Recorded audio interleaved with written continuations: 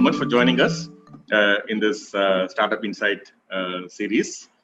So Mohit, just to get started, I mean, we've been hearing about gig economy a lot lately. Let's just to set the ground, could you just very quickly define what is gig economy? Sure. Firstly, thank you so much for inviting me over. It's always I always look forward to an interaction with you, Professor. We've also been co-investors in the past, so it's always nice to interact. I think gig economy. If I have to define it, right? It's been around since the inception of time, right? It's only formalized and it's only now created a buzzword. But if you look at India, which has always had an informal sector, where you have a bunch of your workforce. So we're talking. So I'm just going to sort of go a little into the basic micros of India. 1.35 billion population. Over 65% of our population is under the age of 35. So close to 500 million people is what we are in the workforce today. Out of which 210, 220 odd are in agriculture, and the remaining are in other allied services. So if I go back to the gig definition, right? Basically, we've always had temporary staffing. We've always had daily wage workers within this country. Now, what has happened is earlier, getting temporary workers or getting daily wage workers happened via people who were sort of mediators, aggregators. Technology has bridged that gap and brought both buyers and sellers, or in this term, people who demand work and people who want to get work. Technology bridges that gap, and this particular module which has been created has given rise to a buzzword which is gig economy. So gig economy has been there for the longest time in the form of temp staffing, in the form of multiple works that you were doing, but it's just now formalized is what we see owing to technology.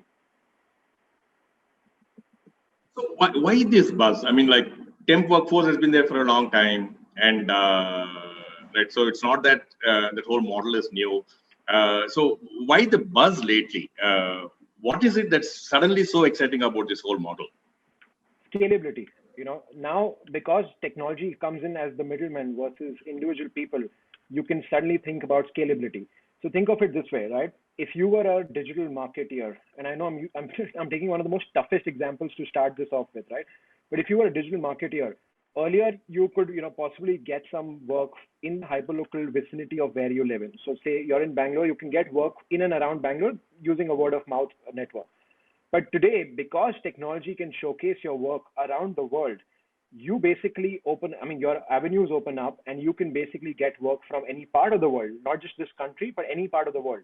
And that is why gig economy, or that is the reason why it is now the word to talk about, because the avenues for work are far higher. The avenues to make a better living are far higher, and technology has been basically the bridging gap between that. So, I mean, like, in terms of trying to find a digital marketer and such, that's a very, very obvious, more commonly referred to use case, right? But like UrbanClap is kind of benefiting from gig economy. It's like, you don't look at it as like I'm hiring a plumber in the same way as I'm hiring a digital marketer to do a campaign for me or to do some creatives for me. A slightly different model, because like UrbanClap is in itself an aggregation. It's not like a Fiverr or such where I go find somebody who I can engage. This is a slightly different model. Now, so I until I read it for the first time, I never thought of an UrbanClap or an Uber as an example of gig economy. So it suddenly changed my whole perspective on it. What are some of these models? I mean, like, when we talk gig economy, beyond just like going and finding a freelance developer or a freelance web designer or such, which is something we know all the time. What are the other models like UrbanClap and Uber, which is also central to gig economy? No, so it's interesting. It's interesting to start off with the Uber conversation, right? And also, I think we need to take a step back and do a sort of a comparison between gig as an economy in the US or in developed markets versus gig economy in India, right? In developed markets, Uber works very differently versus what it works in India. So if you and I were sitting in the US, we've done our 9 to 5 job, and after that, we want to make that extra buck. We can literally take our own cars on the road, register with the Uber app, and start driving them through the night. This is if you and I are determined enough to make that extra buck by working another 4 or 5 hours. So there it is truly transactionally gig, right? Because it's democratized as a platform. Anyone and anyone who has a car or a mobile can actually join the platform. In India, I wouldn't particularly say an Ola and Uber is completely gig, because it's sort of it's somewhere in the gray area, right? So it appears giggy, but in reality, it's almost like a full-time employment, right? Because you are sort of bound to the platform. The moment you take and in India, because we have a yellow number plate, which has to operate as a taxi. So firstly, you buy into that, right? Your equipment to get into that gig force is basically a car. That's the entry barrier. So you're bound with the car, which could be bought via Ola's financing or Uber's financing or using a bank, right? The car acts as a sort of a thin line between classifying you as an employee or classifying you as a gig worker. In the US, I've already bought the car because I use the car to transport myself from point A to point B. And I'm just using it additionally for making extra buck while transporting people from point A to point B. In India, I'm buying the car primarily with the sole intention of transporting people from point A to point B. I'm solely dependent on these two large apps, which will get me my domestic household earnings. Now you're getting where I'm coming in from, right? This is not giggy. This is very employed. Whether people like it or not, you are actually bound to that platform. Unfortunately, from a worker's perspective, because there is no formal contract with these platforms, and the pandemic has sort of opened that entire can of worms, right? Where because it's a gig economy, because it's a giggy nature, at least from the employer perspective, the employers say that, listen, demand is not coming. People are sitting at home. I can't help you. So if you have a car EMI to pay, I'm sorry, I can probably support you for a month or two, but after that, it's you on your own, which is not the case elsewhere, right? So that's where the Uber example goes in. With Urban Clap, there is definitely a problem solving that they've been able to achieve, right? Historically, how have you and I availed carpentry, plumbing, and all these services? It's by calling the chotu around us or going to a neighborhood hardware shop and saying, boss, ek carpenter bhijwa dena, ya ek plumber bhijwa dena. You have no idea who he is. You have no idea what is his background, what his work is like. There is no rating mechanism. There is no authenticity, whether is he a gangster or what is he exactly, right? What Urban Clap does is it's actually called Urban Company now. What Urban Company does now is essentially puts in a beautiful layer of tech which verifies the people who come on board. It is sending you people who genuinely have the skill set to come to your house and perform based on that skill set. And you're paying for what you get, you're getting for what you're paying. And if you're unhappy with that, you can actually have the platform to raise your queries with. You don't have to fight with the guy. So if, say, a plumber and you are getting into a verbal argument at your home, that's a problem for you, because the moment you step out, you are sort of, in a way, looking at the back of your head, thinking, is he around? But when it's a platform which plays sort of a mediator in the middle, think of Urban Company as an arbitration court, right? They are the ones who are basically, safeguarding your interests as well as the interests of their workers, and which is why it's highly scalable. There is a whole segment of about 7.5 million people who get employed for their service using a platform like that. And I would urge anyone who's ever used Urban Company to not try to cut costs and incentivize the partner to take cash directly and not report it on the app. I'm a firm believer that the app plays such a pivotal role in your life. It plays such a beautiful layer on top, in the middle. You need to be sort of bound to that platform. True. I think there are some, like the way, like you said, Uber, at least in the US, has brought about an innovation, packaging a nice service in a very different way around a gig economy, right? For the drivers, it's gig economy, but for the consumer, it's not gig economy. I'm not engaging a driver for 2 hours, right? I'm getting a ride. So it's a fantastic abstraction, like you said, the platform that got created. For the consumer, it's getting a ride. For the driver, it's a gig, right? Now, are there any more such innovations coming up around this? I mean, like where there are package services. I've seen like now there are pet grooming services. It's like I just go book a pet grooming and so they come and they come home and groom the pets and go. Now, of course, when they come with all kinds of paraphernalia and so there's a valuation that happens. It's not just engaging a pet groomer. I'm buying some pet shampoo and doing this, that. So are you seeing any other such models emerge, which is kind of putting layers around the gig, while gig is still kind of central to it? No, across various sectors, right? So three of actually my largest investments have been around logistics and people staffing. So, I'm an early investor in a business called BVG India, which is Bharat Vikas Group. They're the largest employers of gig workers in the country.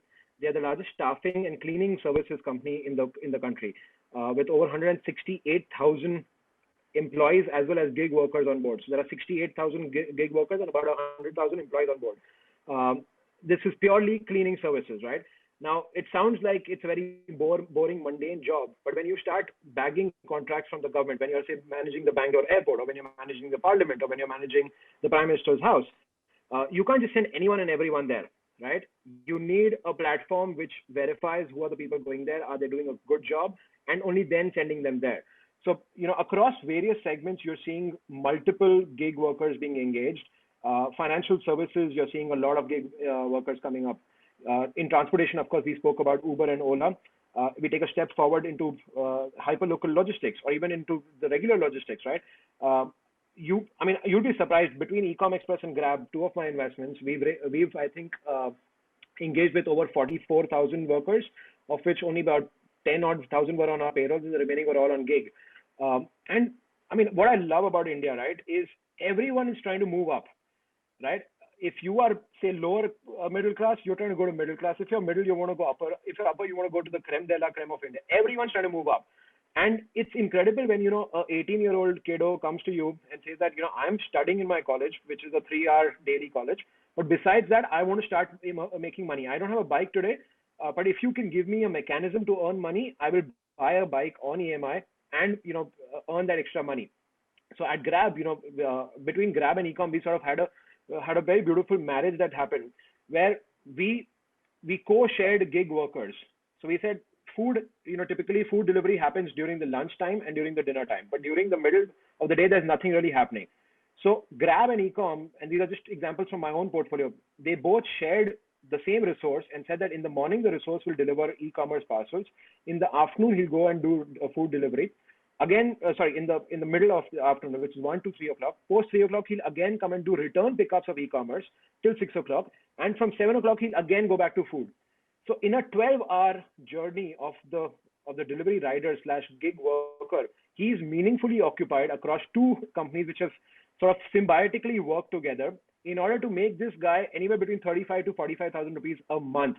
And mind you, he's an 18-year-old fresh undergraduate at a college. He's not even close to a white-collared employee, right? He's sort of quasi blue-collared, and that, you're seeing so many such models emerge out across retail, across transport, across construction.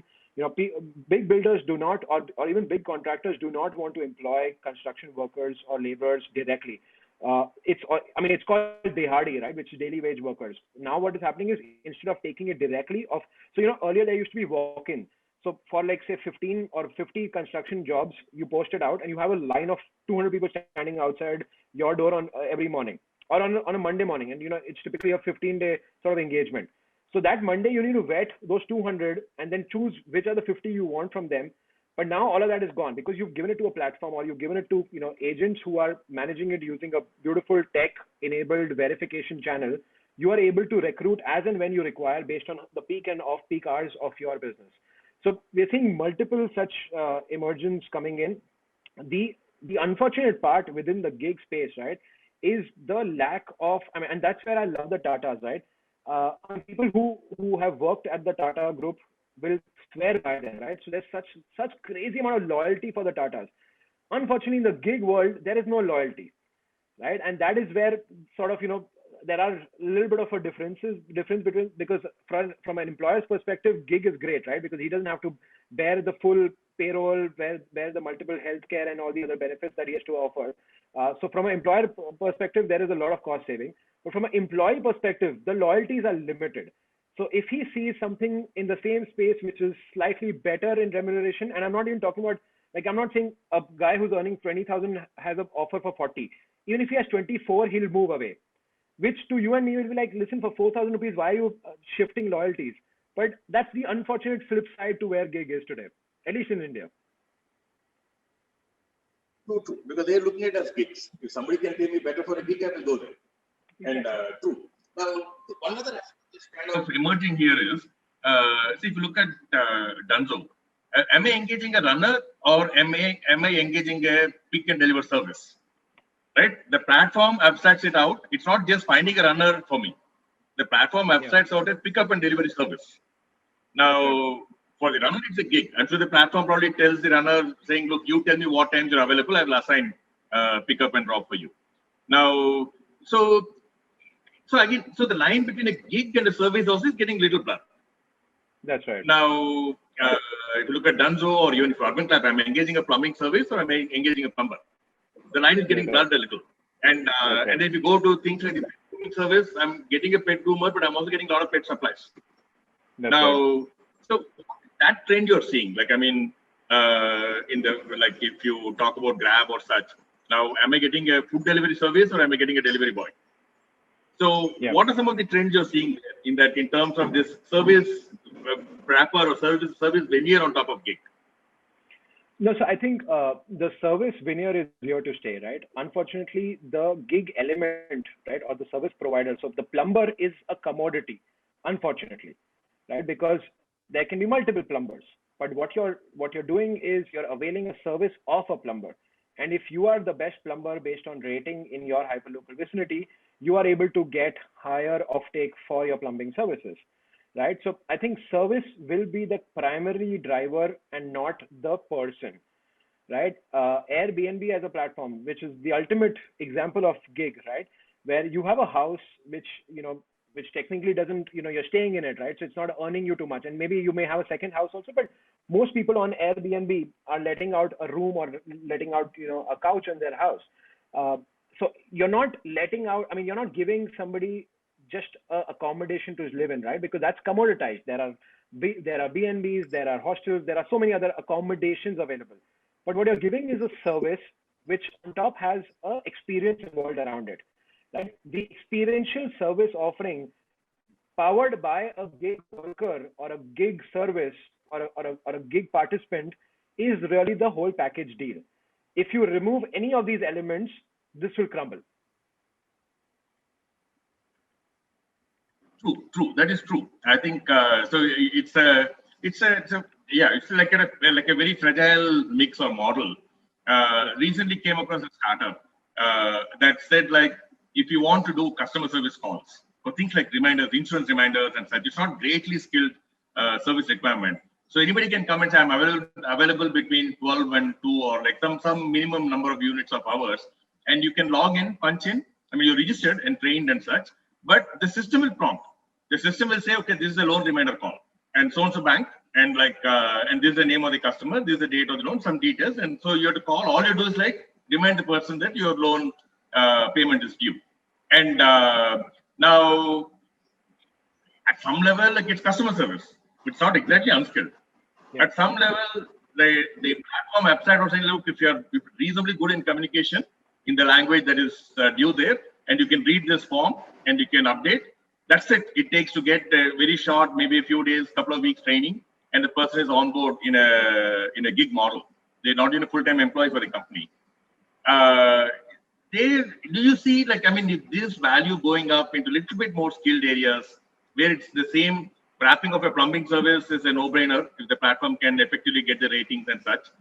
Like you said, plumber is very commoditized. Are there higher value services? The one I mentioned is a little bit higher value, but not very high value. Are you seeing some trends in terms of higher value services coming into the whole gig space with a package service, not just as a gig? No, absolutely. So as you move up the pyramid, right, the higher value services start kicking in. Like, let's take the example of, India has an incredibly large sort of aging population also, right, besides the young population. And Japan sort of done a great job at that. So an average Japanese, workman finishes his work career, his formal work career by about age 60, 65. But he still continues to, have such learning, such experiences of what he's done. So if you go back to what China did, right, in the early 90s, when they decided to open up and, set up large, gigantic factories to be the world's power manufacturers, they basically gigged out Japanese former employees, because they realized that Japanese employees have incredible processes and systems in place. They understand their learnings of factory shop floors and how they should be built, and how to scale large businesses is incredible. And because they're not formally engaged anymore with any large corporation, they can bring them onto their own platform, which is into their own country, and take their services for setting up large factories, and then they can go back because China doesn't want to, sort of have a Japanese citizen come and permanently set up shop in China. So as you move higher up the ladder, right, as you go towards specialized services, where people have actually built careers in, say doing something, you will see more value addition, and then it suddenly starts getting less commoditized on the service angle, and then it becomes very specific to the person that you're engaging with. Because if this person has been, say, on the board of ONGC, his understanding of oil and gas is significantly better than a guy who worked at ONGC for 5 or 10 years and then did something else and then did something else, right? So even if there's a service saying that, I will offer you a great oil and gas specialist, that one person who's been on the board of ONGC and worked with ONGC for 32 years, he is more valuable than the service of offering somebody who understands oil and gas, right? So as you move higher, as you move into the white collar space and into the more specialized white collar space, you will see better proficiency coming in. You'll see better engagement happening with individual people versus a platform or a service around a platform. Like a call center, again, in a way commoditized, right? I mean, whether Rima speaks or Shima speaks doesn't matter. It's a voice at the end of the day. But again, in that, if I say I'm a guy who's been in American Express call center and I've handled that, suddenly I become like the creme de la creme of call center employees that you can engage with. True. I think it's disrupting some of that space. I mean, like you don't need to hire like 10,000 people to run a call center now. There are different models. Talking about models, are there any other interesting startups you've come across in recent months or like the last year or so that is in the gig space in whatever way? So one of the biggest apprehensions I've had on the gig space, right, and which is why I've been sort of dwelling deeper into that space from the fintech side, is the fact that gig by nature, right, doesn't guarantee earnings. Okay, so you may have a great blockbuster month in which you say made 50, 70, 80,000 rupees doing a gig job, and the next month you're again back scouting for the next gig out there, and it may or may not happen for you. Now, what happens is all of us live lives based on some certain parameters of spends that are required on a monthly basis, right? It could be our housing needs, it could be our food, it could be our children's education, it could be our vehicle maintenance, it could be there are like 10 other parameters that you need to sort of budget for. Now, unfortunately, by nature of how gig works, people are very short term in terms of thinking financially. So can a gig employee, a full-time gig employee or a gig employed family look at buying a house, right? If you go to State Bank or if you go to HDFC, they'll be like, the door is there, please just head out because we can't even engage with you. You don't have a monthly salary from a large corporate. You do this gig. I mean, you may earn X, Y, and I learned it myself, right? When I was doing, so when I quit my formal job in 2012, and then I was doing angel investing from 2012 to about 2017. I remember I was trying to buy a car in about 2014, and it was like a 15 lakh rupee car. Now I had that much money in my account, not directly. It was invested in equity markets, so I could prove that I have the money. But I didn't want to liquidate my equity holdings. I wanted to just sort of avail a loan for that car. I got rejected by the banks because they said that we can see that you have money in equity markets, but because you're not formally employed, we cannot lend you money. So I think if India has to say that, we are going to have a gig workforce of 90 million in the next 5 years, or going up to about 180, 200 million in the next 10 years, our banks, our lending institutions need to also evolve. We are so close-minded in the way on whom we lend money to. And, I don't want to get into the whole argument of Vijay Mallya can avail 9,000 crores on the basis of Kingfisher's name, while you and I, because of our gig salary, can't even get a 5 lakh rupee loan to buy a car, right? So our banks need to evolve. And what we've been looking at is a bunch of startups which are creating lending services for gig economy participants, sort of teaching them some bit of a financial independence. That listen, it's like agriculture, right? And that's the beauty of agri in some ways. When you have agriculture, say if you're a farm guy, right? When you have your crop output that comes out and when you sell it in the open market or in the mandi, you suddenly have like a massive pool of cash, right? Physical cash, because you know how India works and you know how a farm works, right? In that physical pool of cash, first thing you look at is next agri cycle. How much of this cash will be required? to buy seeds, to buy pesticides, and all that. You keep that aside. With the remaining cash, farmers go and splurge. And if you go to North India, you will see splurge in a different level, right? You don't want the same to happen to gig economy, guys, in the times ahead, right? Don't splurge cash. So what these startups are doing is teaching them better financial instruments to be invested in, so that using that as a credit mechanism, you can avail multiple loans and you can avail multiple other things on top. I think that's it's very common. I remember even many years back, my growing up years. I think it happens even now in small businesses like shops and like sellers and such. There are people that run like kind of like chit funds. They come and collect money every day, right? It's like your daily. I mean, this is before the whole inclusive banking. I'm not sure how much of them go and do it in a bank. But somebody comes to the fruit vendor at their kind of the push cart and then takes the money every day. Like say 50 rupees, 100 rupees, whatever, and there's some kata that it's entered. And then at the end of the month, they have like 3,000 to 5,000 rupees that has been saved. And like they can take it kind of like a salary at the end of the day, end of the month. I think these have been around in very, very unorganized, localized, like some kind of, for a small margin, somebody runs it. The most formal organized way of doing this was Sahara India. Right? If you go back down to the genesis of Sahara, this is exactly what he identified, that a daily wage worker, he is never able to, so, I mean, I'm not trying to justify Sahara, right? I mean, they've had their own share of ups and downs. There's a lot more that meets the eye, but what it essentially was capturing way back in the 80s is the fact that a guy who's a daily wage worker or is a gig participant, he needs to find mechanisms to save his money for a rainy day.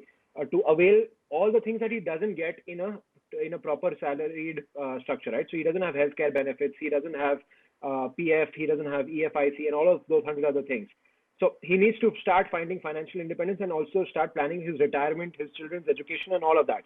And I think that is where we are seeing a lot of emergence in fintech coming in, because honestly, the banks as of now have just gone through this massive restructuring and cleaning up, so they don't have it in their DNA. So you will see NBFCs and you'll see fintech providers playing this first, and then maybe banks opening up their eyes and saying, okay, gig is formally here to stay. Our labor laws have accepted them. Our labor laws also say that there's a proper social security that needs to be provided to gig workers. Now we will start banking with them. So hopefully that will happen in the times ahead. I think yes. I think those are definitely some interesting possibilities. Now, just to conclude, we're at the 30-minute mark. How do you see this whole kind of innovation in the gig economy and all the models emerging? How do you see that affecting, if you flip the other side of it, the large companies and large employers, how do you see that affecting the whole workforce and talent management? The flip side of it, not the startup side, the last view of it. So I think I have a pre-pandemic answer and I have a post-pandemic answer, right? Pre-pandemic, gig was the way to go, right? Because from an employer perspective, it's incredible to sort of work with gig workers, do temporary things, and sort of move on from there. It's a very transactional relationship. But in the post-pandemic, and all of us have been sitting at home since like 15, 16 months now. I think people are not realizing, but employers are changing. Employers' way of looking at their own employees is changing. Right? You've of course seen LinkedIn posts across, say, Borosil, which has done so much for their employees. I think employers realize that productivity, even if your employee is sitting at home, doesn't reduce significantly. In fact, it actually increases, because he doesn't spend enough time. I mean, he doesn't spend enough time going to the toilet. He doesn't do those multiple cigarette breaks. He doesn't spend 2 hours in traffic. He doesn't come up with new excuses every day to give you. Right? I think employees and employers, more so in the formal economy, have sort of matured, and that is a cause of concern for gig, in my opinion, because with what is happening is that fine line between why did you take gig, right? You took gig because you wanted to work from home and you wanted to be flexible around your working hours. I'm getting the same as a permanent employee, and I'm getting a monthly salary, and I have financial benefits around it. So you're getting where I'm coming in from, right? So I have a pre-pandemic and a post-pandemic answer. My post-pandemic answer is favoring more towards larger corporates and their employees. My pre-pandemic answer was purely favoring gig economy. I don't know how this will go ahead, right? Because when we go back to work, when we all start living our normal lives, which could even be another 6 or 9 months or 10 months from now, I don't know how it's going to be, right? I think every employer will sort of ask those questions of gig versus non-gig. And only time will tell which is going to be the prevalent one. I think, to sum it up, to sum it up, right? I think the grass on the other side is always greener. The gig guys want permanent jobs at a PSU or at a large organization. The large organization guys are like, I speak to my friends at large FMCG places, right? And they're like, boss, I'm so bored. There is no innovation happening here. I have no authority. I have no decision making. I just get a monthly salary, but that's not enough. I said, boss, you should thank your stars. You're working at a lever or you're working at a ITC. Yes, it may be boring, but there will be 10,000 Indians who will be dying to take your place, right? So I think, unfortunately, grass is always greener on the other side. Gig guys want to move this way, these guys want to move that way. Ultimately, it's about finding happiness and solace in how much ever you earn and how you are able to achieve financial independence by the age of 50, 55. That is really the moral of the story. Absolutely. I think you summarized it so well. I think it's still an interesting space to look out for.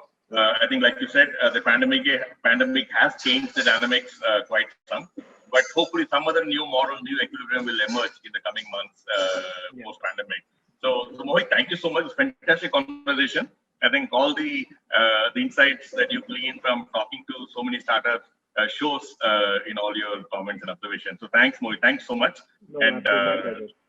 Staying engaged and connected. Yes, thank you, Mohit. My pleasure. Thank you so much.